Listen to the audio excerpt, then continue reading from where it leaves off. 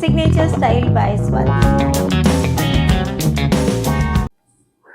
आपका भी एहतराम करता चलूं, इधर से गुजरा तो सोचा सलाम करता चलूं। निगाहें दिल की यही आखिरी तमन्ना है कि आपके साथ ये शो करता चलूं। हेलो, हाय, नमस्ते, सलाम, केम छो, मजा में छो। सिग्नेचर स्टाइल बाय स्वाति सुनने वाले, देखने वाले ऑलवेज मजे में होते हैं, क्योंकि आप पर यहाँ पर मिलता है आपको शुद्ध मनोरंजन। और मैं हूँ आज आज आपके साथ बलवीर, और मेरे साथ है नाचीज को नेमीचंद कहते हैं। क्या बात है, बहुत कैसा लग रहा है खूबसूरत इधर? और शानदार शुरुआत जो है वो बस आपके ऐसे ही लिए है। बैठे बैठे आए तो कुछ देखा तो हाँ। शुरुआत हो गई। बिल्कुल। और बताइए, आप बताइए, क्या चल रहा है? चल क्या रहा है? चलता तो अभी कुछ वही है जो रूटीन में चलता है, लेकिन जब आज हम इस चैनल पर हैं, हाँ। तो यहाँ कुछ कुछ नया, कुछ ऐसी बातें जो हमारे दर्शक जो हैं, ऑडियंस जो है, उनको पता नहीं है, आज उनके साथ वो बातें शेयर करते हैं। हम जी अपनी भी करते हैं। पहले तो हम आपके बारे में जानना चाहेंगे। आप अपने बारे में थोड़ा हमें बताइए, हमारे दर्शकों को बताइए कि बस यही है, छोटा सा नाम बलवीर सिंह चौहान, और छोटा सा काम थिएटर, और साथ में as an actor Rajasthani film कभी कभार पहले कभी कर लेते थे, बॉलीवुड मूवी सॉन्ग्स और राजस्थानी। अभी तो फिलहाल फोकस थिएटर पे है, थिएटर कर रहे हैं, लंबे टाइम से थिएटर है। कितने सालों से? हो गए लगभग 17 साल से थिएटर है। 17 साल? हाँ, 17 साल से थिएटर, और इसी के साथ जर्नी चल रही है, और बहुत कुछ इसी से सीखते हुए जो रास्ता निकल पड़ा उस पे चलते गए, और उसी की डगर पर चलते हुए आज जो मौका मिला उस पर। तो ये नाटक करने की जो प्रेरणा है या शुरुआत है, वो बलवीर जी आपके जीवन में कैसे हुई? वो तो बस ऐसे जहन में था कि कुछ करना है। स्टडी तो कर ही रहे थे, कॉलेज लाइफ से वो भी ख़त्म हो गई। फिर अब करियर के लिए बहुत सारी चीज़ें, रास्ते इधर उधर थे। फिर सोचा किस पे चला जाए, कहाँ जाए, किस फील्ड में जाकर करियर बनाए। तो ये लगा कि ये अपने बी टाउन में अभी इस पे फोकस नहीं है, तो इस फील्ड में अपन जाके कुछ कर सकते हैं। फिर धीरे धीरे थिएटर की तरफ बढ़े, तो थिएटर को देखा, उसको नज़दीक से जाना। फिर जो है ये करते करते फिर एक लगा कि अब मुझे इस फील्ड में मैं कुछ कर सकता हूँ अपने लिए, तो मैं अपना इसमें करियर बना सकता हूँ। तो फिर मैंने थिएटर में एज एन एक्टर पहले सोचा कि एक्टर ही बनना है, और ख्वाब भी वही थे। तो एक्टर बनने के लिए मैं थिएटर की तरफ गया, और पहले मैंने थिएटर ज्वाइन किया, और थिएटर ज्वाइन करते करते फिर वो सफ़र चल पड़ा। थिएटर के साथ साथ back stage, light, music, script writing, वो सारा कुछ धीरे धीरे चलते चलते पायदान पे पायदान, पायदान पे पायदान, चलते चलते वो एक डगर बनी सफ़र। हाँ, नहीं वो तो दिख ही रहा, आपका सफ़र हमें नज़र आ रहा है, आपके सफ़र इधर नज़र आता है। डोलों में नज़र आ रहा है कि किस तरह से आपने जो है वो मेहनत की, और एक थिएटर के लिए जो चाहिए फिजिक कह लो या मेहनत कह लो, लेकिन वो एक बात है, एक्टिंग फील्ड में आपकी फिजिक्स काम नहीं आती। आपका जब आप जो किरदार निभाते हैं, आजकल तो हम देखते हैं कि भाई जो हीरो है उसका यूं सिक्स पैक्स। नहीं, आपने एक बात गौर की होगी कि जो बड़े बड़े लेजेंडरी जो जिनको आप देखते हैं, जिनके नाम से फिल्में चलती हैं, वो स्टार होते हैं, लेकिन एक्टर। अच्छा, स्टार और एक्टर में क्या फर्क क्या है? मुझे ज़्यादा तो आप जानते हैं। नहीं, मैं आपसे भी जानना चाहूँगा। नहीं, ये तो हमारे दर्शकों को जो है आप बताए तो अच्छा होगा, इसको ब्रीफ आप करें तो अच्छा होगा, क्योंकि वो जानने के लिए उत्सुक हैं कि हमारे नेमे भाई क्या कहते हैं। नहीं, मैं तो क्या कहूँ, हम फिलहाल जो है आप पर ही अटके रहते हैं। अच्छा, यूँ? नहीं, फिलहाल ये नहीं पे अटके रहेंगे। और आपका पहले नाटक का जो है, पहली बार स्टेज पे, मंच पे जब आप चढ़े होंगे, वो कौन सा वक्त था, और उस वक्त आपके दिलो दिमाग में क्या चीज़ें चल रही थी? कुछ नहीं था, बस ये था कि इस फील्ड में मुझे कुछ करना है। कैसे मंच पे जाना हुआ, किस पर्पज से स्टेज पे चढ़ना हुआ? दिमाग में खुमारी थी, तो ये था कि कुछ करना है। तो इस बीच में उस समय एक जी टीवी के लिए सीरियल यहाँ पे शूट हो रहा था, हालांकि हादसे में भी टाइटल वो हो सकता है। तो उसमें मुझे किरदार करने का मौका मिला, और वहाँ से फिर मैं सीधा थिएटर में एंटर हो गया।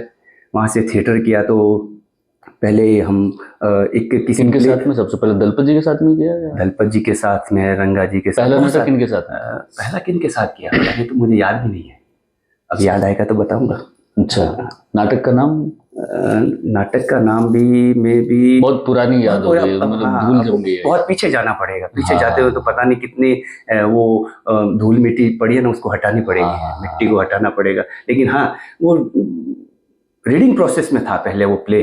हाँ, फिर उसको पढ़ते पढ़ते सबके साथ करते करते मेरे हिस्से में एक किरदार आया।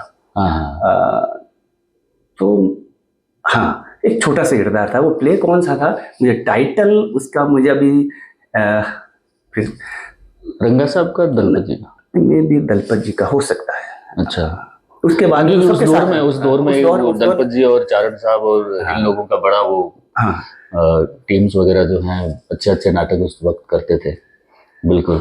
अब बात जब मिट्टी की आई गई है तो बचपन में मिट्टी में तो खूब खेले होंगे। मिट्टी में खूब खेले, खूब खेले, बहुत एंजॉय किया मिट्टी में। अब हम जब कैसा रहा बचपन आपका? शहर में गुजरा या नहीं, गाँव में? मैं दोनों जगह, गांव में भी और शहर में भी। और जब हम गांव में थे तो मिट्टी की जब आपने बात की ना, तो मिट्टी के ढेर लगे होते थे गाँव में। अच्छा, बहुत सॉफ्ट मिट्टी होती थी गांव की मिट्टी, तो उसके बीच में हम खेलते थे। और उसके बीच में हम पता वो बच्चे जो घर बनाते हैं उसमें पैर डाल के, हाथ डाल के इधर से उधर खाई बनाना। फिर उसके बाद में मैंने उस मिट्टी पे ही सारे फाइट सीक्वेंस मैंने वहीं पे सीखे अपने लाइफ के। अच्छा, हाँ, जो मैं उस जमाने में जब फिल्में देखते थे, उस फिल्म के दौर में जब अपने गोविंदा, मिथुन दा, उनकी फाइट्स होती थी, उनकी फाइट जो वो एक कराटे वराटे, हमारे जो जैकी चैन, ब्रूस ली वही थे। हाँ, वो सारे कुछ वही थे। हाँ। वो इधर से उधर छलांग, वो हवा में फ्लाइंग किक और फ्लिप फ्लॉप और सारा उल्टा सीधा सब कुछ। तो मैंने उस मिट्टी पे ही सारा कुछ सीखा, जो वो बचपन में सबके साथ वो कुश्ती और सारा कुछ जैसे मल्ल युद्ध भी कहते हैं अपन अपनी लैंग्वेज में, वो सारी चीजें वहाँ सीखी। कुछ दाव पेच जो सीखे, उसके बाद में मुझे इस फील्ड में उसने मुझे बहुत सपोर्ट किया। बचपन में सीखा हुआ जो सेम ऐसी जो शुरुआत है या स्मृति जो है वो मेरी रही है काइंड ऑफ। इस मामले में हम कॉमन है कि जो शुरुआत है तो यार आपने तो ऐसी होती है, सारा कुछ इधर से खोदना शुरू कर दिया। हाँ, नहीं, हमारे गांव में ना एक बार रामलीला आई थी। ठीक है, तो हम सारे बच्चे मिलके रामलीला देखने गए थे। तो वहां पे देखा राम और वो अलग अलग जो कैरेक्टर्स हैं, न्यू कर्टन्स वगैरह, बड़ा खूबसूरत लग रहा था, कॉमेडी वगैरह, ड्रामा, वो सारा। पहली बार रामायण हम घर में सुनते आए थे, लेकिन देखा हमने पहली बार था रामायण को मंच पे मंचित होते हुए। अच्छा, तो हम बच्चों में भी लग जगी कि यार ये कैसे कर रहे हैं, ये कौन सी चीज है, समझ तो कुछ थी नहीं। तो हमने क्या किया, करते हैं, हम खुद ही करते हैं। तो रेगुलर वो चल रही थी रामलीला। एक दो दिन हमने देखा, लोगों को ऑब्जर्व किया कि किस तरह से, क्या हनुमान जी कैसे चलते हैं स्टेज पे, जो है राम जी कैसे चल रहे हैं, वो सारी चीजें ऑब्जर्व करी। और गांव में ना, हमारे घर के आगे बड़ा सा गवाड़ है, गवाड़ होता है गांव में, जहाँ पे बड़े बुजुर्ग जो है, खाली जगह होती है, बैठते हैं, शाम को अतय वगैरह करते हैं, वैसा वाला। और गवाड़ के बीच में चबूतरा है बहुत बड़ा, केसरिया कंवर जी एक लोक देवता है हमारे, उनका एक बड़ा सा चबूतरा है। तो वो बड़ा था, हम छोटे थे ना। और ये भी खास बात है कि जब हम बड़े हो जाते हैं ना, तो जो बचपन में जो चीजें हमारे लिए बहुत बड़ी होती थी, वो हमें कहीं ना कहीं छोटी नजर आने लग जाती है। तो अभी देखते हैं तो वो चबूतरा बिल्कुल छोटा नजर आ रहा है, लेकिन बचपन में हमारे लिए वो बहुत बड़ा था, बहुत बड़ा था। यार इतना बड़ा चबूतरा, चढ़ना उतरना उसमें बहुत बड़ी एक्सरसाइज थी वो, कि यार चढ़ेंगे उतरेंगे, इतना वो ऊंचा लगता था, उसे कूदना। तो हम बच्चों ने क्या किया कि जो मुलायम सी जो बालू रेत जो होती है, वो जहाँ पे भी हमको मिली वहां से वो लेके आते थे बालू रेत। और ये पूरी लगभग 15 दिनों की एक्सरसाइज थी, ताकि हम हनुमान जी का जो फ्लाइंग वाला जो आप बोल रहे हो वो हम कर सके। वो चबूतरे के ऊपर से, जहाँ वो नीचे जगह थी, वहां पे वो पूरी रेत बिछाई हमने, लगभग 6 इंच के आसपास। और फिर वहां से चबूतरे से कूद के कि हनुमान जी की तरह हम फ्लाई करेंगे। तो उस तरीके से वो एक नाटक की पहला जो बीज है कहीं ना कहीं, वो उसी मिट्टी से जो पड़ा था शायद। मिट्टी तो चाहे कहीं की भी हो, चाहे गांव की हो, शहर की हो, लेकिन जिसमें जब एक बीज जब जाके एक पौधा बन जाता है, तो वहां से जब वो खिलना शुरू होता है, तो वो एक अलग तरह का जो है सिनेरियो जो है, वो उसी तरह का लाइफ में भी होता है। और ये जो पौधा है वो फिल्मों में कैसे, फिर नाटक से फिल्मों का जो आपका फिल्मों में कैसे हुआ? अब मैं आपको खोदना शुरू करता हूँ वहां से। आपने जो मिट्टी की बात की ना, हाँ। उस मिट्टी को खोदना शुरू करते तो आपके जो सफर जो शुरुआत तो आपने बताया कि आपकी भी गांव से हुई है और गांव की मिट्टी से होते हुए रामलीला को देखते हुए उसके बाद में थिएटर और थिएटर के साथ फिल्म कैमरा। नहीं, उससे पहले दरअसल गांव में व स्कूलों में 15 अगस्त 26 जनवरी को जो प्रोग्राम्स वगैरह होते थे, पढ़ने में थोड़े थोड़े क्या, काफ़ी ठीक ठाक थे। अभी देखते हैं तो काफ़ी अच्छे थे पढ़ने में उस वक्त। और 12th तक सिर्फ पढ़ाई करी, और उसके अलावा 15 अगस्त 26 जनवरी को कुछ हल्का फुल्का वो, क्योंकि क्लास में हम ही थे जो जल्दी से याद करके बोल देते थे। अच्छा। तो भाषण देना, गाना गाना, प्रार्थनाएं करवाना, वो सारा कुछ चल ही रहा था। तो स्टेज फियर कहीं ना कहीं हट चुका था। हाँ, कम था, मतलब बनिस्बत दूसरे लोगों के, क्योंकि सारे जान पहचान के ही दोस्तों के बीच में बोलना उस वक्त वो नहीं था। फिर 12th में और 10th और 12th में थोड़ा सा ये गैप बढ़ गया था, क्योंकि सीरियसली बोर्ड का वर्ष था तो पढ़ाई करनी थी। और उसके बाद जब कॉलेज में वापस आए तो एंकरिंग जो है वो करना शुरू करी थी। अच्छा, अरे वाह। तो एज ए एंकर जब पहली बार मंच पर चढ़े कॉलेज में, तो भाई लोगों ने प्रोत्साहित किया, जो भी दोस्त थे, शुभचिंतक थे, उन्होंने कहा कि आपको इसी फील्ड में कुछ आगे करना चाहिए, अच्छा कर लेते हो थोड़ा बहुत।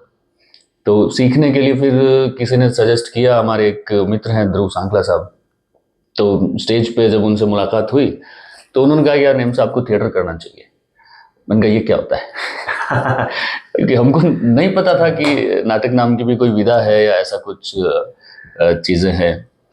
तो ध्रुव ने ही फिर कहा कि ये टाउन हॉल में होता है नाटक वगैरह, तो आपको वहाँ जाके प्रॉपर जो ट्रेनिंग है या सीखना चाहिए, ताकि और आप जोधपुर टाउन हॉल। हाँ, जोधपुर का जयनारायण व्यास। हाँ, तो वहाँ से इस तरह से कुछ न कुछ परिस्थितियाँ जो है कह लो या किस्मत कह लो, जहाँ चाह है वहाँ राह वाली जो बात है, वहाँ से शुरुआत हुई। और पहला नाटक था सत्याग्रह करके एक नाटक हमने किया था, और उस नाटक से शुरुआत हुई थी। तो उसके बाद लगभग 6-7 साल आई थिंक सीरियसली सिर्फ नाटक ही हुए, और वो हमारी एक्टिंग की ABCD कह लो, नाटक की डायरेक्शन की, सेट डिज़ाइनिंग, मतलब सब हमारी जो ट्रेनिंग थी वो नाटक करते करते ही हमें प्राप्त हुई। जैसे जैसे गलतियां करते गए, सीखते गए, वो सुधारते गए, वैसे वैसे चीज़ें आगे बढ़ी।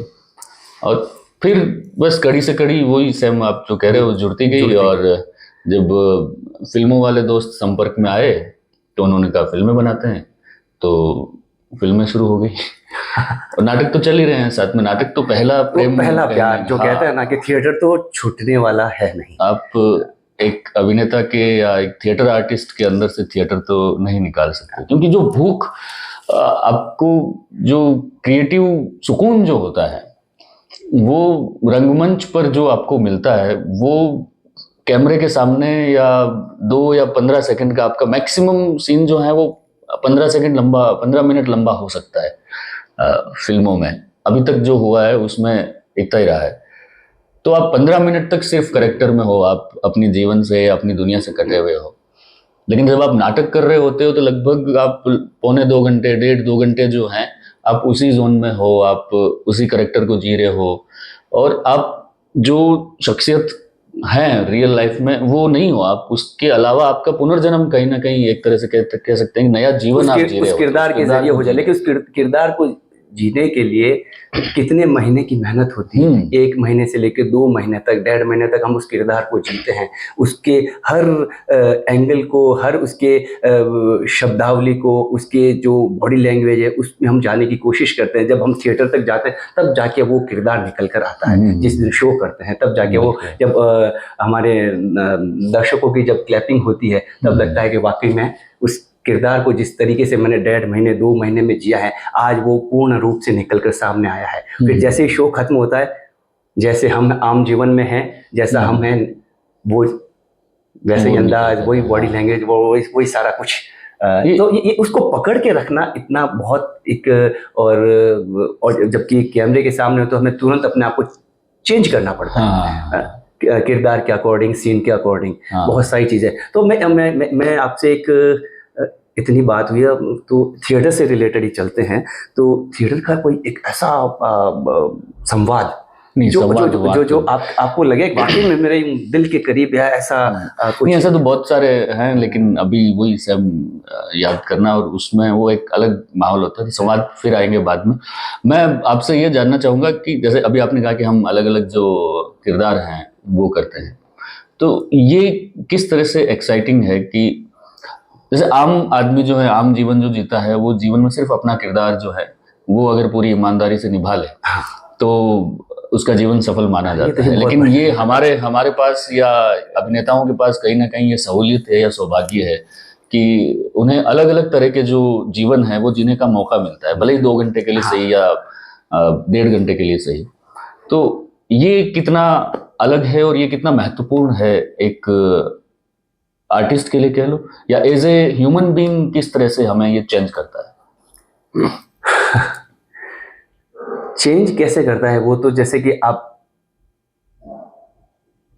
जो हैं वास्तविक जीवन में, उससे हटकर जब आप किसी किरदार को करते हैं तो आप उसको पहले तो अपने आसपास ऑब्जर्व करते हैं कि मैं अगर राजा का किरदार बन कर रहा हूँ, मैं फ़कीर का किरदार कर रहा हूँ, मैं किसी होटल मैनेजर का किरदार कर रहा हूँ, या मैं एक मवाली का किरदार कर रहा हूँ। तो आम जीवन में तो अपन है नहीं वैसा, तो उसको हम ऑब्जर्व करते हैं। ऑब्जर्व करने के लिए हम उसको बारीकी से उसको ऑब्जर्व करने के बाद अपने अंदर उतारते हैं उस किरदार को।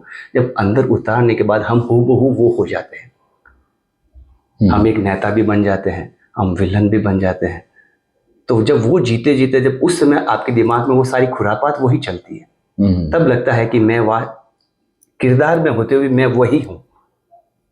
ये बदलाव उस समय आता है जब आप अपना किरदार चेंज करते हैं। जब उस किरदार को चेंज करते हैं तब आपका विचार भी वैसे ही आना शुरू होते हैं कि मैं एक बॉर्डर पे खड़ा हुआ जवान हूँ। तब वो वहाँ पे लगता है, बॉडी लैंग्वेज भी वैसी लगती है कि मैं, मेरे हाथ में AK-47 है, सामने दुश्मन है, और अब मुझे उससे आँख से आँख मिला के तो मुझे वो मेरा रुबाब वो आएगा। जब मैं किसी सम्राट का किरदार, सुल्तान का किया, तो मेरा रुबाब वो आएगा। और जब मैं किसी एक याचक का करूँगा, जब मैं किसी ड्राइवर का किरदार करूँ, तो वो बाकायदा शर्ट खुले और वैसा या वैसा। तो उसको जीते जीते जब आपके विचार जब वैसे होने लगते हैं, तब वाकई में लगता है कि मैंने उस किरदार को अपने अंदर उतारा है। बिल्कुल, आपने किरदार को अपने अंदर उतारने का तो पूरा प्रोसेस जो है वो हमारे दर्शकों को बता दिया है। लेकिन कई बार हम बड़े बड़े अभिनेताओं से ये सुनते हैं कि किरदार से वापस बाहर निकलना जो है वो उन्हें ज़्यादा मुश्किल लगता है। और बहुत सारे ऐसे आर्टिस्ट या ऐसे अभिनेता हमें मिलते हैं और जिनके उदाहरण हमने देखे भी हैं कि वो जो किरदार उन्होंने निभाया, जैसे जोकर का जो किरदार किया था जिन्होंने, उनका बोलता है कि वो वापस उस किरदार से बाहर कभी निकल ही नहीं पाए। तो ये आप किस तरीके से वो करते हैं, या आपका उसमें प्रोसेस? मैं तो इस तरह के, मैं अपनी लाइफ में फ़कीर हूँ। जो आ गया सामने, परोसा गया, वो कर लिया, तुरंत आते ही मैं अपनी मस्ती में आ जाता हूँ।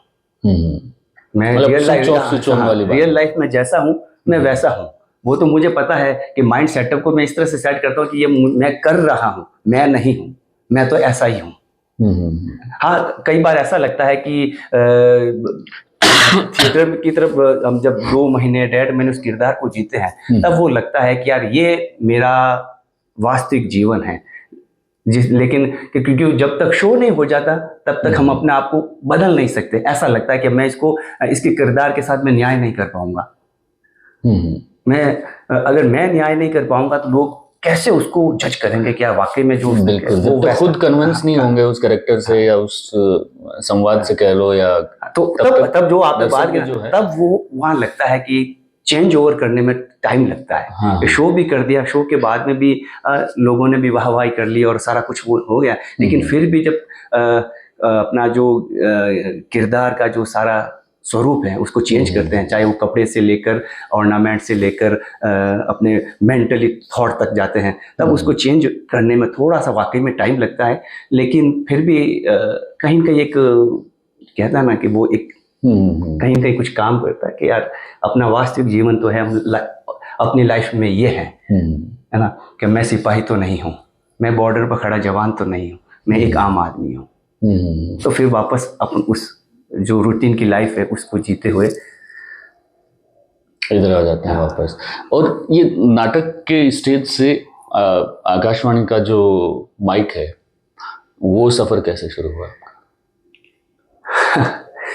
जब एज एन एक्टर, जब थिएटर पे बहुत कुछ कर लिया, फिर कैमरे के सामने बहुत सारी चीज़ें कर ली, सीरियल भी कर लिए, गाने भी कर लिए, राजस्थानी भी बहुत कुछ कर लिया, फिर लगा कि और इसके बीच में बता दूं हमारे दर्शकों को कि बलवीर सर वो इंसान हैं या वो आर्टिस्ट हैं जिनको हमने जब हम एज ए स्टूडेंट कह लो या जब कॉलेज में शिक्षा दीक्षा ले रहे थे, तब इनके वीडियोस, इनके गाने और इनका जो थिएटर वगैरह है वो हम देखा करते थे। और ये मेरे लिए बड़े सौभाग्य की बात है कि आज हम, और रेडियो पर भी सुना है इनको हमने खूब। और मैं साथ में बता दूं कि आज के समय में जो आप ज्यादा हम एक दूसरे की तारीफ ही करते रह गए।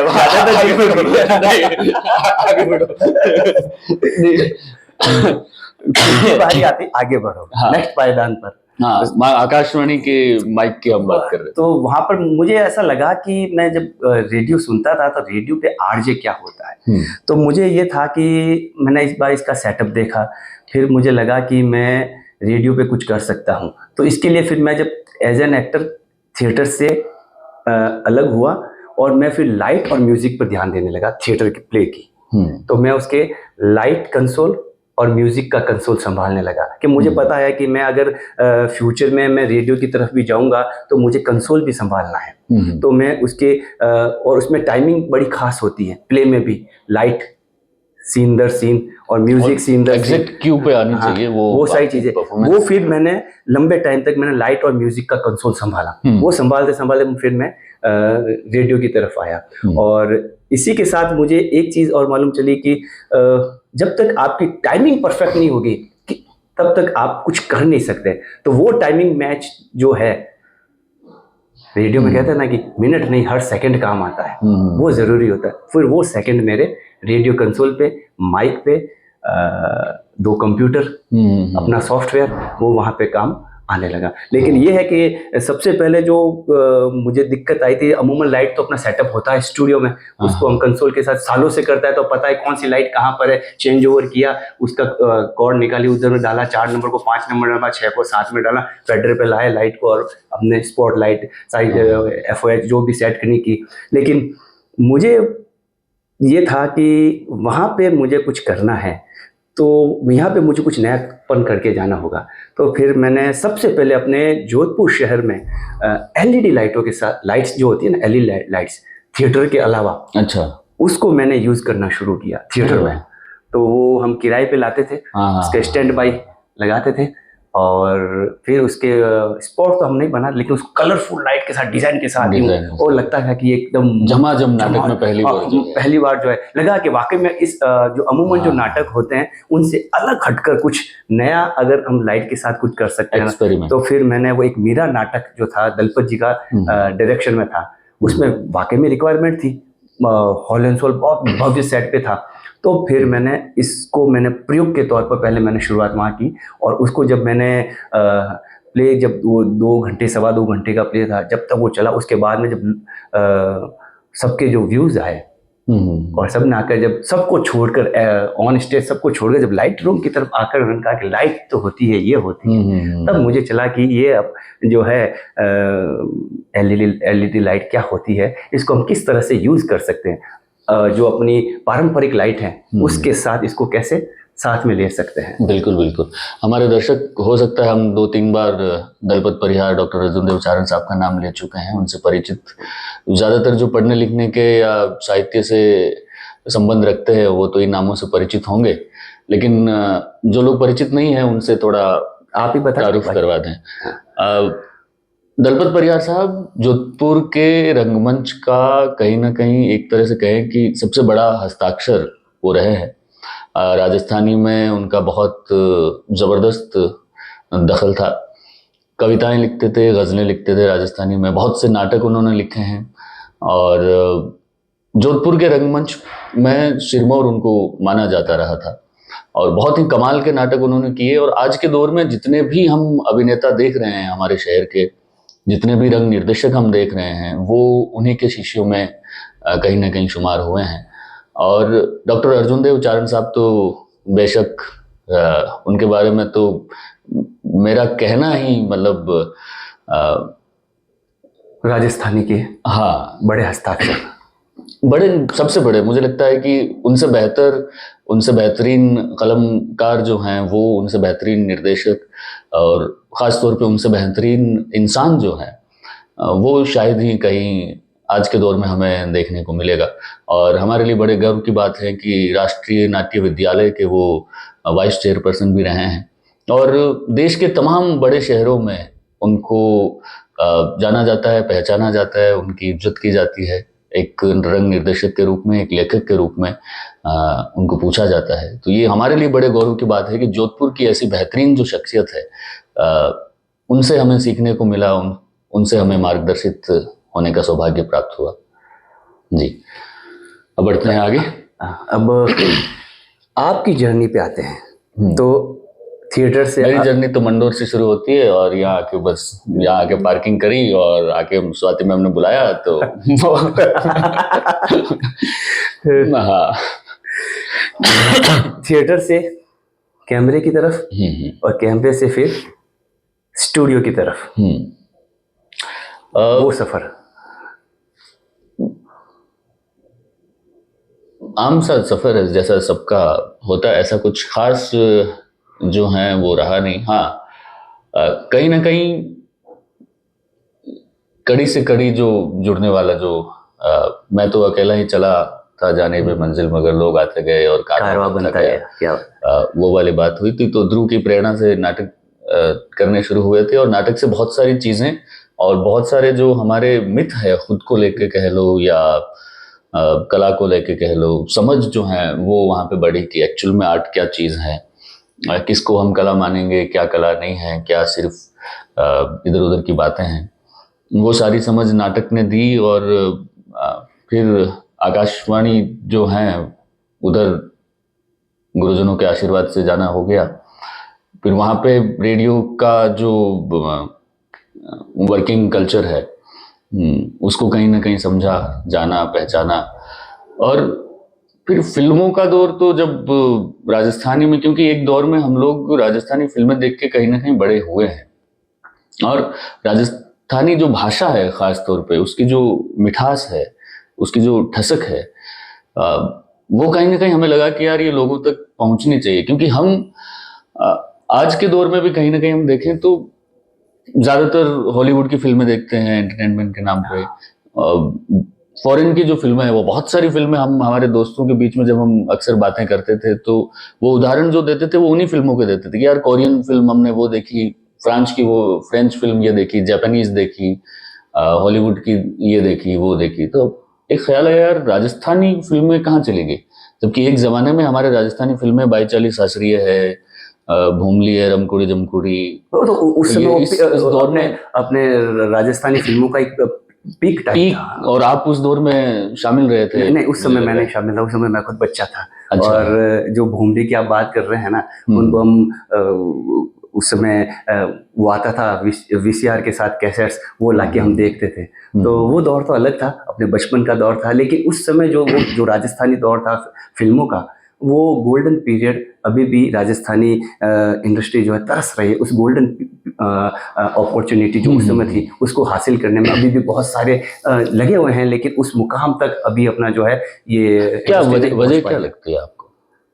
वजह तो वो क्या या ऐसा क्या करना चाहिए राजस्थानी जो अभी सिनेमा जो बना रहे हैं या जो बनाना चाहते हैं, जो हमारे दर्शकों में भी अगर कोई इच्छुक हैं राजस्थानी फिल्म इंडस्ट्री में आना चाहता है, तो वो क्या नया नजरिया लेके आए या पुराने लोगों ने जो गलतियां की है वो नहीं करे? गलतियां तो कहीं नहीं है, लेकिन जब फिल्म इंडस्ट्री से सारा कुछ छूटा और फिर सीडी मार्केट पे हम अटक के रह गए। उस दौर में सीडी मार्केट चलता था, सीडी पे बहुत सारी कथाएं, गाने, राजस्थानी गाने, लोक संगीत, हाँ, एक अलग वो दौर था। लेकिन उसके बाद में जब ये कह रहे हैं कि जब मेरा नज़रिया है कि हमारा वहाँ से डाउनफॉल वहाँ से आना शुरू हुआ जब हम अपनी क्रिएशन नहीं लेके किसी हिट गाने की क्रिएशन लेके हम अपने ही बना के उसमें शामिल। जैसे एक धुन हिट हुई, एक गाना हिट हुआ, तो उसी को लेकर हम सैकड़ों गाने बनाने शुरू कर दिए उसी संगीत को लेकर। अमूमन लोक संगीत होता था, लेकिन बाद में वो फ्यूज़न शामिल हुआ। उसी तर्ज को लेकर हम अपने शब्द डाल दिए और उस पर गाने होने। जब कथाएं थी बहुत सारी, जो अपने लोक कथाएं हैं, जिनको अगर हम हिस्ट्री के नज़रिए से जब हम उसमें डीप में जाना शुरू करेंगे तो आप उसको अंदर फील करेंगे कि हमारी कथाएं कितनी अथाह है, एक ज्ञान का भंडार है। जब हम उसको अपने अंदर उतारना शुरू करते तो लगता है वाकई हमारा जो साहित्यिक जो हमारा भंडार है राजस्थान का। बिल्कुल, और ये बात मैं बड़े दावे के साथ बलवीर सर कह सकता हूँ, क्योंकि गुरुजनों के आशीर्वाद से देश और दुनिया के तमाम तरह के जो कल्चर्स हैं उनसे रूबरू होने का सौभाग्य प्राप्त हुआ है। और मैं बड़े गर्व और दावे के साथ कह सकता हूँ कि जितना समृद्ध हमारे राजस्थान का लोक है, हमारे राजस्थान का लोक संगीत है, लोक साहित्य है, लोक रचनाएं हैं, उतना शायद ही मुझे लगता है कि दुनिया का कोई दूसरा लोक संस्कृति में रहा है ऐसा कोई माहौल या ऐसी परंपराएं जो है वो। लेकिन वो सही तरीके से, सही रूप में, अपने मौलिक रूप में लोगों तक प्रेजेंट नहीं हुई, लोगों तक पहुंच नहीं पाई है। जैसे कि हमारा जो वो है भूपा भूपी या ख्याल, या वो चीजें जो गाँव में अमूमन, जैसे फड़ वाचन की जो वो आप अगर आज की यूथ उसको देखने जाए तो वो लगेगा कि क्या है, क्या कर रहे हैं। लेकिन जब आप उसको पढ़ोगे, देखोगे, समझोगे, तब मालूम चलता है कि फड़ वाचन होता क्या है। हाँ, जब आप उसमें डीप में जाओगे तो। लेकिन वो ये हमारी विडंबना है कि नई पीढ़ी जो है उसको ले नहीं पा रही। लेकिन ये भी खुशकिस्मती है कि हमारे जो लोक कलाकार हैं, वो उसको अभी भी उसको पकड़े हुए हैं, उसके साथ अपना जीवन यापन तो अब उस लेवल का नहीं होता, लेकिन फिर भी उस संस्कृति को, उस कल्चर को जो है वो आगे बढ़ा रहे हैं। अपनी परिवार की जो नई पीढ़ी है उसको उसमें शामिल कर रहे हैं। ये हमारे लिए बड़ी बात। लेकिन आज की जो अलग से जो आज की जो मॉडर्न अपनी यूथ है जो है वो उसकी तरफ जा नहीं पा रही है। हाँ, तो एज ए आर्टिस्ट जो है हमारी क्या जिम्मेदारी बनती है, या हम क्या कंट्रीब्यूट कर सकते हैं समाज को, या फिर हमारे दर्शकों में भी अगर कोई कला के क्षेत्र में आना चाहता है या फिर हमारी संस्कृति को बढ़ाने के लिए अपना योगदान देना चाहता है, तो वो किस तरह से कंट्रीब्यूट कर सकता है? सबसे पहले तो राजस्थानी संस्कृति की अपन जब बात कर रहे हैं, साहित्य की बात, इसको आपको पढ़ना होगा। इतने अच्छे जब आपने नाम लिए हैं सबके हमारे बीच में जो है।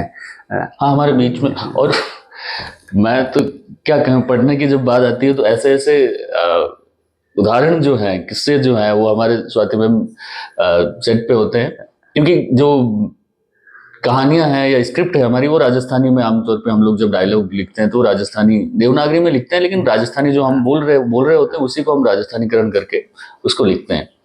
लेकिन कई बार सेट पे ऐसे लोग मिल जाते हैं जो उनको देखते हैं कि अच्छा, उनको समझ हमारी ओर देखते हैं, आप ये कौन सी भाषा है?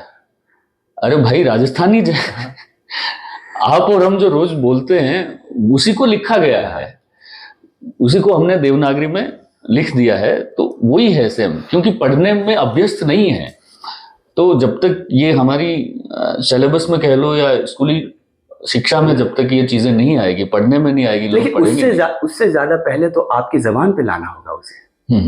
जब तक जबान पे कोई चीज नहीं आएगी, कोई कड़वा है, मीठा है, तीखा है, जब तक आपको स्वाद नहीं मालूम चलेगा तब तक आप बता नहीं पाएंगे कि वो है क्या, वो सामने वाली मिठाई पड़ी है, वो जो क्या चीज़ है। लेकिन जब हम उसको ज़बान पे लाते, बोलना शुरू करते हैं, तब लगता है कि इस बोली में, इस भाषा में क्या नए शब्द हैं, कितना खजाना है। तो बलवीर साहब देखो, राजस्थानी के साथ में मुझे जो लगता है ना कि जैसे दूसरे लोगों तक राजस्थानी भाषा पहुंचती है बॉलीवुड फिल्मों के जरिए, है ना, और मुझे ऐसा लगता है कि उन लोगों ने सिर्फ न को न करना ही राजस्थानी मान लिया है। कैसे कान है तो कान में बे राजस्थानी जब वो डायलेक्ट में डायलॉग्स वगैरह बोलते हैं तो कान को वो कान कर देते हैं, जबकि उन्हें ये नहीं पता है कि कान रो राजस्थानी में एक अलग मतलब है। कान जो है वो कान वही को नहीं, कान और कान में रात दिन रो डिफरेंस है। जान है, उन्हें जान के दे, तुम्हारी जान है, तो वहां पर भी तो स्क्रिप्ट राइटर होता है, राजस्थानी स्क्रिप्ट देता है। जो ऑथेंटिसिटी है वह होनी चाहिए ना कि अगर आप राजस्थानी भाषा का इस्तेमाल अगर आप कर रहा हो तो प्रॉपर जो बोली जाती है वो बोली जानी चाहिए। नहीं, एक्चुअल में प्रॉब्लम कहीं रहे नेम सा मैं बताऊं कि राजस्थानी भाषा प्रॉपर भाषा तक कोई पहुंच नहीं पाया, क्योंकि अपनी भाषा राजस्थानी जो है बोली में बटी हो रही है। हाँ वह तो है कि बारह कौन सा हाँ, बोली बदले, हाँ, पग पग पानी बदले जो बोली हाँ, बदले, वो वाली बात है। तो राजस्थानी भाषा जो है वह प्रॉपर भाषा तक कोई नहीं पहुंच पाया है, सब बोली में डाइवर्ट हो गया है। चाहे राइटर आपने पकड़ो ला मारवाड़ रो पकड़ो तो वो मारवाड़ी लिखेला, आप ढूंढाड़ करने जाओला तो ढूंढाड़ी लिखेला, और ज्यादातर जो अपने पुराना जो कवि थे वे डिंगल में लिखता, ठीक है। तो उन उच्चारण बोलने तरीको और उन्हें प्रेजेंट करना तरीको बोलियां तो... लेकिन जो आप साहित्यिक लैंग्वेज में जब जाओला तो आपने राजस्थानी प्रेजेंट करनी पड़ेगा, बिल्कुल। और वो जो उन्हें कह सका क्लासिक राजस्थानी, वह रॉयल राजस्थानी जो वह आजकल सुनन में देखने में कम मिले। उन्हें आप जैसे आप तो राजस्थानी जाया जन्मा हा, तो इन चीज ने आप बखूबी समझा, बारीकी से समझा, तो जब भी आप माइक पकड़ा एंकरिंग करा राजस्थानी में तो उन्हें प्रॉपर राजस्थानी में लाने की कोशिश करा और लोगों तक वह पुगाने की कोशिश करा। जैसे कि अमूमन फीमेल के बीच में हुआ तो कोई सांस्कृतिक समारोह है, या जैसे अब गणगौर चल रही है, घुड़लारो माहौल भी है, घुड़ला आज उचावनी भी शुरू कर दिया है, तो पूजे अठे कठेरे कोई मेहनत लिच्छमी न गिर जा, पूजे अठे कठेरे कोई मेहनत लिच्छमी न गिर जा, आ प्रेम प्यार री धरती मारी कहवे एने राजस्थान, मोहन वीणा सोहन राधा ऋतु ऋतु साहे घर सिंगार, नैना तीज त्योहारा माथे गोरी रा रहू के भरतार, गोरी रा रहू के भरतार। ये जो है सुनने में कितना मिठास मधुर, और ये जो पहुंचे सीधो जकी है कि मन री बात आप केकर कन्वे कर दी। और राजस्थानी शब्दावली जकी है अपनो शब्दकोश तो मन लागे कि एशिया रो सब मोटो शब्दकोश है नी। सीताराम लालेसर उदयराज उज्जवल जको बिना पूरो जो मैंने पढ़ ले वो राजस्थानी बिल्कुल डीप में चले जाए। बिल्कुल बिल्कुल बिल्कुल। और अब बात आपरो जो है वो कविता सुनिया बाद मैंने पुख्ता तौर माते है कि कोरे धड़री कदुए चेहरे बिना पिछाण, हाय हाय, और राजस्थानी रे बिना क्या नो राजस्थान। तो राजस्थानी रे बिना तो राजस्थान जो है वो अधूरो ही मान्यो जावे।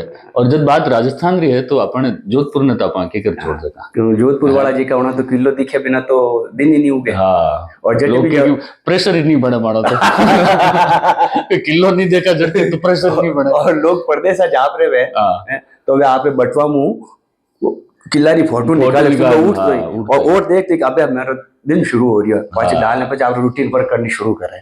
तो जोधपुर तो वो है मारवाड़ी धरामाते, मारवाड़ है, मारवाड़ी धरामाते सिरमौर है, और मेहरानगढ़ दुर्ग किलो, और यानी हिस्ट्री तो जग जाहिर है। लेकिन जो आपरे जीवन में कई मतलब प्रभाव है या प्रभाव तो कई है कि अठारी संस्कृति रो, अठारी बोली रो, अठारो खान पान रो, प्रभाव वो है कि अठरे जाया जल में हाँ, अठरे मिट्टी में माटी में खेलिया कूद यहाँ, और अठारी संस्कृति और 18 खान। मैं वो जानना चाहूँ कि मान लो बलवीर सिंह जगह है वे जोधपुर में नहीं जलम पर जयपुर में जलम था। हाँ। और तो कहीं जगह आपने चेंज जो है वो लागे कि मारवाड़ी नहीं बोलने ढूंढाड़ी बोलता। अच्छा मैंने तो कहीं आता, लेकिन राजस्थान तो राजस्थान कम मिलता सूर्यारा मिर्ची बढ़ान समोसा नमकीन मंगाना पड़ता है, बटे वह भी बात सही है। पर बात भी है कि आप जिन मिट्टी में जन्म ले आप जन्म भूमि है, उन्हें बात तो निराली है, लेकिन पूरा भारतवर्ष है, अपना देश है, एक बड़ो मकान है, उन मायने छोटा छोटा कमरा है, एक कमरा अपना राज्य के रूप में है, और इन मायने अपने छोटी सी पलंग दे दियो जिन मायने अपना अपने जन्म भूमि, अपनी सिटी, अपना गाँव। तो है तो एक ही काम, तो किन वास्ते रह रहे कटे उन्हें घर में ही रह रहे, पूरा भारतवर्ष में भूमि एक है, जमीन एक है। तो लेकिन वो है कि आप जब राजस्थान की बात करा, राजस्थान तो राजपूताना वो नाम ले तो वो पहले तो ब्लड और सर्कुलेशन नीचू सीधो दिमाग तक आ जाए, और आते ही वो केसरिया पाग और हाथ में तलवार। पर जोधपुरी बात करा तो अपनायत, मिठास, कैसा मिर्ची बड़ो खाए कि नहीं खाए, माने जोधपुर आए मावारी कचौरी खाई कि नहीं खाई, और अगर मैं थोड़ी देर बाद में कॉलर भी पकड़ ला तो हाँ मैं गलत शब्द में भी लारे सा लगा सा लगा सही है। मैं वो भी जानना चाहला आपसे कि क्योंकि जब मिठास री अपन अटे खंडा और खावण खंडा तो पूरी दुनिया ने ठाई कि भाई जोधपुर रा खंडा और खावण खंडा पूरी दुनिया में प्रसिद्ध है। तो आप कितना मोटा खावण खंडा हो या जोधपुरी एडी कोई मिठाई कह लो या एडी कोई डिश, क्योंकि लगे टगे मन लगे कि सोन पापड़ी लेर मावा कचोरी तई एडी 50 मिठाई वेला कि खाली अपन जोधपुरी ज देन है। तो आप बचपनों की मिठाई रे साथे आपरो खास तौर लगाव मावा कचोरी कोई एक खूबसूरत याद उनरे साथे की याद तो है बचपन में मावा कचोरी खाता है मीठा रे नाम ले तो ही मावा कचोरी दोस्तारे बीच में उठ तो ही कोई भी जश्न करना मावा कचोरी और मावा कचोरी अपन घास मंडी री कुरकुरी आखरी एकदम प्योर देसी घी और मैंने जो फीलिंग जो है मुन्ना पानी आई जो मारे तो मैं तो आपने चाहूँ कि इन बाद में आप मन मावा कचोरी जरूर खिलाओ। अच्छा यहाँ पर मेहमान तो स्वाति मैम रहा।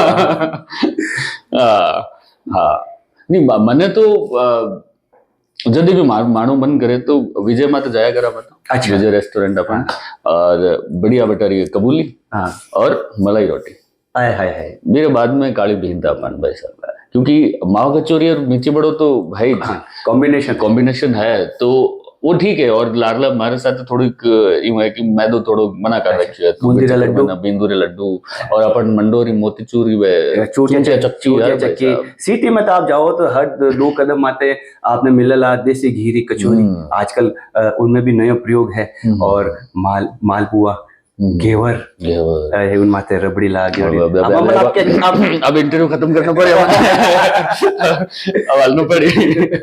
चलो ठीक है सब मैं तो जावा मिठाई खाने वास्ते आप भी पधारो जोधपुर और माने भी ले जाए जो खाऊं जाओ एकला मत जाइए। तो बलवीर जी आज तो आप मिर्ची बड़ा समोसा सूर्या मत खड़ा रही हो आप माने आलम पता आप जना। हाँ चलो आज ये पार्टी मारी तरफ हूँ पार्टी आपने तो आज ही पार्टी मारी तरफ हूँ। हाँ। और लेकिन और ध्यान रखना है कि राजस्थानी कल्चर ने मैं खास तौर से अपने चैनल का जो नहीं मैं तो कहूँ ना देखो एक जगह है कयोड़ी और 10 आकर लिखियोड़ा आप मैं तो कहूँ लिखिस दो स्वाति में बोड़ा काम वैसे भी अच्छा हाँ इन मायने लिखना भी है बिल्कुल लिख दो। अच्छा तो नहीं मैं तो सब पहले अपने जी का दर्शक है उन्होंने नॉलेज क्योंकि राजस्थानी संस्कृति जो की है वो कल्चर जो है आप इन्हें छोड़ो मत इन्हें पकड़ने रखो। और अबार तो वैसे भी गणगौर रो माहौल है और घुड़लो अपनी नारी शक्ति जो की है राजस्थान री खास तौर जोधपुर री वे आप सिर माते लेने घूम भी रही है और तो आप इन राजस्थानी संस्कृति ने समझो पहचानो और वो घुड़लो अबार जो सिर माते धारण करने जी की अपने जोधपुरी नारी शक्ति घूम रही है वो घुड़लो कई है और किन वास्ते सिर माते धारण करियो इन मायने खाडा क्यों करियोड़ा है इन मायने दीपक क्यों रखियोड़ा है। आप इन जाओ जोधपुरी गलिया में घूमो बठाए लोगा से पूछो कई चीज है। एक छोटो सो काम में आप इन चैनल के माध्यम से मैं अपने जी का देखने वाला है उन्होंने एक छोटो सो काम सौंपूं खास तौर से जी की यूथ है नई पीढ़ी है मोटियार जी का है उन्हारे वास्ते नौवीं पीढ़ी जिन्हें अपने राजस्थानी में क्या उन्हारे वास्ते आप जाओ जोधपुरी गलिया में बटे मैं तो जा ही दिया मावा कचौरी और बटे आपने बहुत सारा पकवान मिलेला जोधपुर का बूंदी का लड्डू तो वे आप बटे खाओ और कल्चर ने भी समझो पहचानो नहीं तो बटे जी हथई माते जी का अपना बड़ा बडेरा बैठा है उना सु इनो नॉलेज लो एक छोटो सो काम कि आप गणगौर क्यों मनावा गुड़लो क्यों उठाओ इन आप जब पहचानो ला करो ला तब आपने ध्यान पड़ेला कि राजस्थानी संस्कृति में आप कितना कई रंग है कितो स्वरूप है बिल्कुल। और जब अपन अपनी संस्कृति ने जाना ला तो जीवन अपन और ज्यादा बेहतर महसूस होवेला क्योंकि आड़ पाड़ जगह चीज़ें अपने घटित वेरी है या आप बचपन में जो की चीज़ें देखता आया हाँ वह चीज़ों मतलब अपने समझ में आवेला और आप अपनी शख्सियत रमाई एक जो पॉजिटिव चेंज है वो देखोला। तो राजस्थानी संस्कृति अणुती लूंठी है ठावी है और आखिर दुनिया में इन्हें सिरमौर है। तो राजस्थानी ने छोड़िया तो आपा कीकर जीवता रह सका अपानी तो सांस ही वाई जाए है कि नहीं उठता बैठता और सेंसु मोटी बात है कि राजस्थानी माटी रो आपा खावा और उरा इस गुण नहीं गावाला और सबू बड़ी बात जब लोक कथा री बात करी तो प्रेम कथावां की थी अपने राजस्थान री ढोला मारू महेंद्र मूमल महेंद्र है। मूमल ए तो बहुत नामचीन है, ए धोरारी सब चीजा हाँ, है। हाँ, हाँ। आप धोरा माता जिन टाइम चढ़ोला रात रे टाइम चांदनी में आपने पढ़े कदम रखते ध्यान पड़ जाए प्रेम कहानी जी की लव स्टोरी जो है आपने एक अंदर मायने जब आप एक रात वाट बिताओला तो आपने एक वो फीलिंग जो आवे आए है तो आप बाकी सब चीज़ें भूल जाओ। बिल्कुल बिल्कुल। और अमूमन आपे शब्द में कहवा भी हाँ ढोला मरवड़ पेवजी घर धनियाणी धनी ये शब्दावली बहुत कॉमन चीज है, लेकिन आज की नवी पीढ़ी ने ध्यान नहीं है। बिल्कुल बिल्कुल। तो यार सखा मित्र ये तो आपे लेवे ही हाँ, लेकिन जब आप राजस्थानी में आप इन चीज ने जब आप शब्द यूज कर ना तो बहुत बेसिक चीज है, ऊपर भी मलाई है या तो बिल्कुल। और जब आप इन मायने जब चम्मच डालो ला उन दूध में मलाई हट ने जब चम्मच मायने जाओ तो मालूम चलेला उन मायने हाँ एक्चुअल कई चीज है दूध रस तो हाँ बिल्कुल बिल्कुल। तो आओ काम मन आप दे दियो तो इनमें भी मैं किन की बस यूं जो दिमाग में आवे वो लिख लो। हाँ बिल्कुल जरूरी है देखो आप कहो हो वो लिख सको। नहीं मैं देखो कोई अगर मैसेज जो है मैसेज तो अपने दर्शकों खातर दर्शकन में तो खास तौर से आप राजस्थानी बात चली तो राजस्थानी संस्कृति आप जिन भूमि माते जन्म लियो उन तो गुणगान आपने छोड़ना नहीं है। और यूं भी सबू पहली આપણો भारतवर्ष है, भारतवर्ष रे पछे આપણો राज्य है, अपनी शहर है, अपनी गांव ढाणी है, अपनी मिट्टी है, अपनी माटी है, लेकिन है तो एक्चुअल पूरा भारतवर्ष। तो देशभक्ति तो है, साथ है अपनी संस्कृति अपनी लोक संस्कृति उन्हें बढ़ावा देना भी बहुत जरूरी है। और लोक संस्कृति और आप तो कलाकार रे तौर माते हमेशा वो इतना सालों वो काम कर रहे हो कि राजस्थानी रो एक झंडाबदार बनने काइंड ऑफ आप उनकी रखवाली आप उनकी पैरवी देखी है हमेशा करता रहे। वो बहुत ही राइटिंग हैंड राइटिंग बहुत जोरदार आपकी। नहीं राइटिंग है ना, राइटिंग की सब तारीफ करे जबकि मैं लिखूं रफ लिख रही हूँ जोरदार लिख रहे मारी मैं तो कोई जाने रफ कॉपी मैंने गणित सवाल मिला होता है ना पहली साइन थीटा कोस थीटा अब कटी काम नहीं आ रहा है।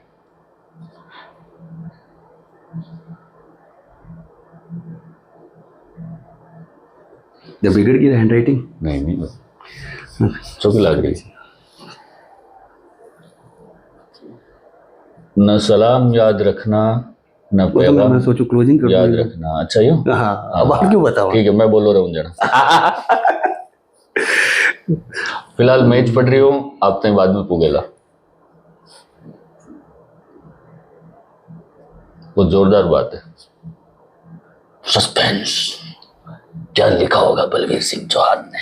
बस यूं ही छोटी सी कुछ अब वो भी दे दियो तो जबरदस्ती दिमाग में की तो निकलूं अभी करूँ मैं मार साइन कर दूं नीचे बस। हाँ दोनों रखाते हो दोनों एक ही दोनों वास्ते लिखी हूँ अपना साइन करना है। कह दियो तो काम दे दियो तो लिख लो पर स्वाति में उठा दिया नीचे को चेक तो नहीं गालियोड़ो ही रहे सिग्नेचर स्टाइल विथ स्वाति तो वो ही करन कर कोशिश करा बस मेरा ठीक है।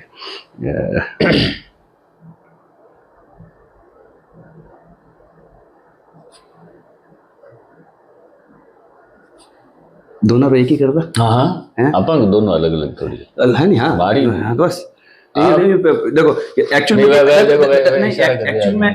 में क्या है कि हम पर्यावरण प्रेमी हैं। हाँ, कागज बताना चाहते हैं बहुत जरूरी है तो इस बात का आपको ख्याल रखना पड़ता है। तो अपन संस्कृति वाले इंसान है ना जरूरी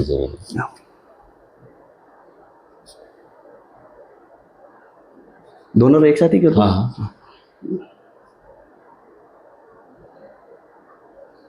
ठीक है बिल्कुल ठीक है। एंड पूरा नाम लिखो नहीं हाँ जो आपके मन में आए वो लिखो।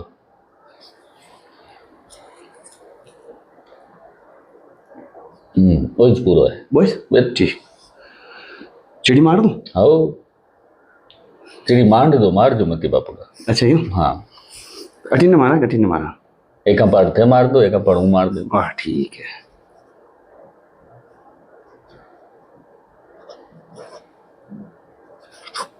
आज का डेट है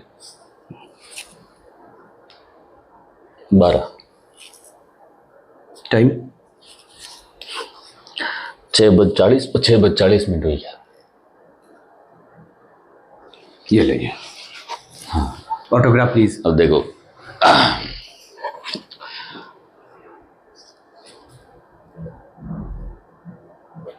मैं मारवाड़ी आदमी हूँ।